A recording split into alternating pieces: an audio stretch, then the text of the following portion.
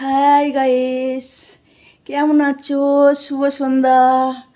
আজকে আমাদের সন্ধেবেলা টিফিন হচ্ছে কড়াইশুটির কচুরি আর ঘুগনি। মৌসুমিদি বানিয়েছে। আর চা, আর হচ্ছে চা। হাই, কেমন হয়েছে খেয়ে দেখি একটু।